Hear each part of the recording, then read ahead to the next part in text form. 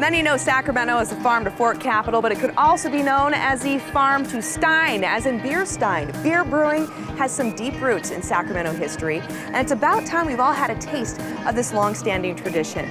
Beginning with Peter Hoey. He happens to be the co-owner and brewer of Urban Roots. Let's go check it out. So Peter, you are a long-standing member of the Sacramento brewing community. Yeah, I got started brewing in Sacramento at Sacramento Brewing Company in 1998. Okay, so basically you were involved in this craft movement, if you will, basically in its infancy. Certainly in Sacramento I was. Yeah. You know, I have my peers that I look up to that have been doing it longer than me. But no, I mean, the market is dramatically different now. We used to have to explain what IPA was, and we used to have to, you know, it was a constant thing. People would come in and ask for a large international brewery brand, and like, well, we don't do that. We make our own beer. Why do you think craft brew has gained such love from the community? Well, it plays right into the local artisanal trend that's happening right now. People are more engaged about where their food is made. They go to the baker to get their bread instead of the supermarket. They go to a butcher to get their meat instead of, you know, a big mega mart.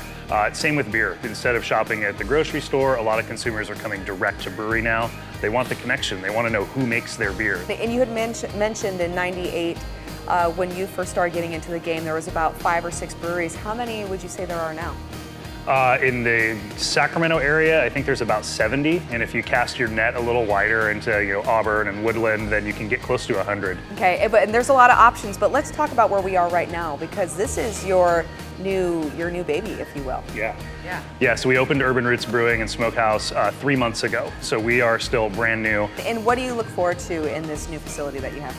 I love that we have a restaurant that's fairly unique. There's only a couple of breweries in the area that have a restaurant on site, and then the room we're sitting in is the future of the brewery. So these barrels are slowly being filled up with beer, and they'll sit in the barrel for a year, 2 years, 3 years to be released later. So we're literally surrounded by an investment in the future.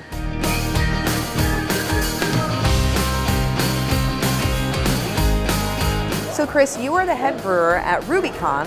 But now you are into a new adventure in the same space. I sure am, yeah. So I was the last employee of Rubicon, helped close it down last few weeks, huge parties, you know, kind of laid her to rest, as it were, and got hired on by the landlord to manage the building. That's how I met Ray and Annette, who are the new owners of Alaro. They hired me on as the head brewer.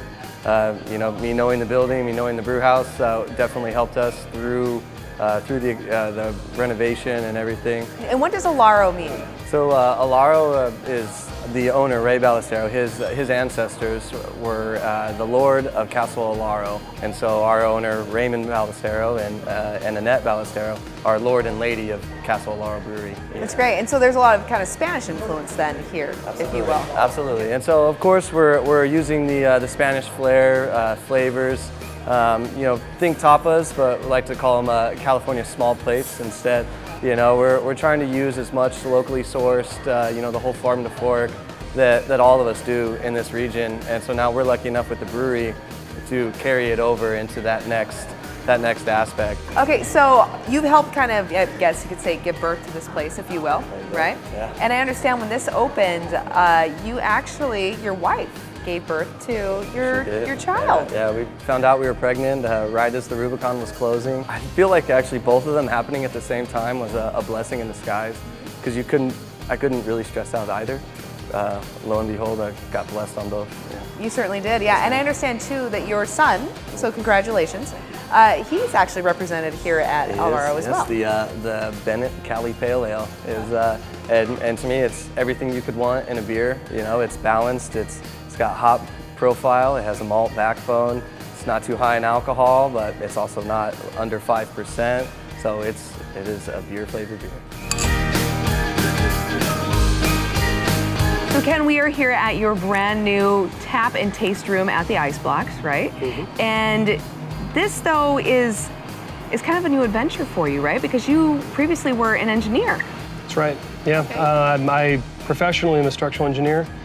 Designed bridges for about 6 years for an international company. Mm-hmm. And you know, I wanted to make the move, and about 6 years ago we took the plunge and really haven't looked back.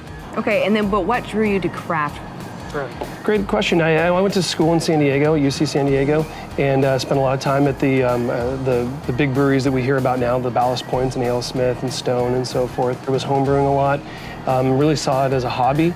There was a really, very fresh scene here when we moved here in 2011. Not a lot going on, very few new breweries, and so there was really fertile ground. And my wife and I looked around and said, maybe this is the place to plant a brewery. Tell us more about the current location that we are at. So this is our Ice Blocks Midtown location.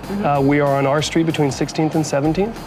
And this is a brand new building and a brand new facility. We are the first tenants here, and this place is amazing. We have so much fun here. We have a huge patio. The roll-up doors literally just open up this entire wall. So Ken, why do you think something like the California Craft Beer Association and the summit that's coming up is so important for those who are into craft brewing and for businesses? Oh, it is huge because it's all about education.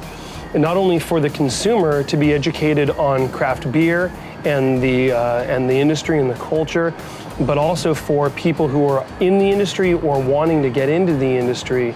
There's a lot of people that have been doing this a lot longer than me who know a lot more than I do, and I like to go into the seminars and listen and learn and really educate myself on so many of the things that I still need to learn. Excellent. Ken, here is to your success. Thank you so much for bestowing your wisdom upon others so they too can enjoy a lovely craft. Thank you, my friend.